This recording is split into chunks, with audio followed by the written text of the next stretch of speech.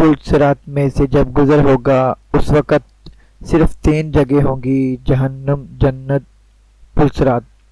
رسول اللہ صلی اللہ علیہ وآلہ وسلم نے فرمایا، سب سے پہلے میں اور میری امت پل صراط کو طے کریں گے۔ قیامت میں جب موجودہ آسمان اور زمین بدل دیے جائیں گے اور پل صراط سے گزرنا ہوگا، وہاں صرف 2 مقامات ہوں گے، جنت اور جہنم۔ جنت تک پہنچنے کے لیے لازماً جہنم کے اوپر سے گزرنا ہوگا۔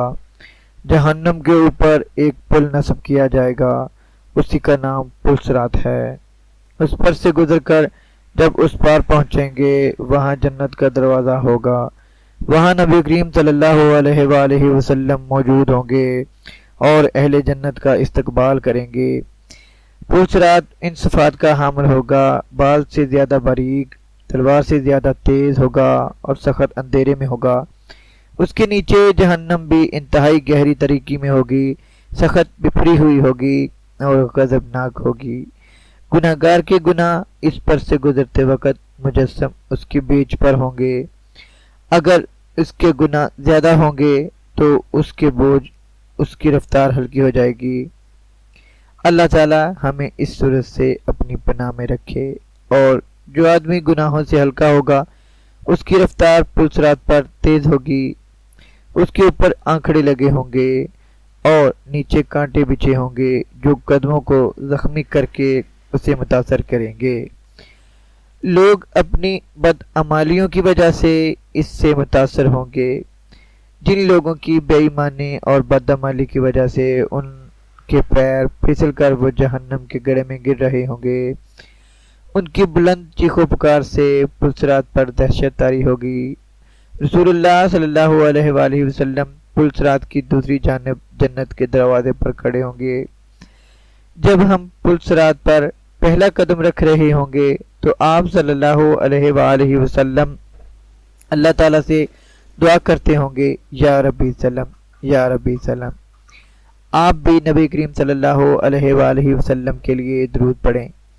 لوگ اپنی آنکھوں سے اپنے سامنے بہت سے لوگوں کو پل صراط سے گزرتا ہوا دیکھیں گے اور بہت سے لوگوں کو اس سے نجات پاتے دیکھیں گے۔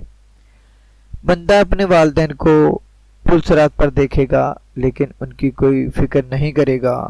وہاں تو بس ایک ہی فکر ہوگی، کس طرح میں خود پار ہو جاؤں۔ روایت میں ہے کہ حضرت عائشہ رضی اللہ تعالی عنہا قیامت کو یاد کر کے رونے لگی تو رسول اللہ صلی اللہ علیہ وآلہ وسلم نے پوچھا، عائشہ کیا بات ہے؟ حضرت عائشہ صدیقہ رضی اللہ تعالی عنہا نے فرمایا، مجھے قیامت یاد آ گئی۔ یا رسول اللہ صلی اللہ علیہ وآلہ وسلم، کیا ہم وہاں پر اپنے والدین کو یاد رکھیں گے؟ کیا ہم وہاں پر اپنے محبوب لوگوں کو یاد رکھیں گے؟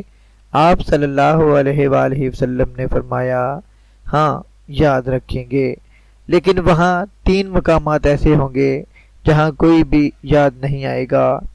جب کسی کا اعمال تولا جائے گا، جب نامہ اعمال دیا جائے گا، جب پل صراط پر گزر رہے ہوں گے۔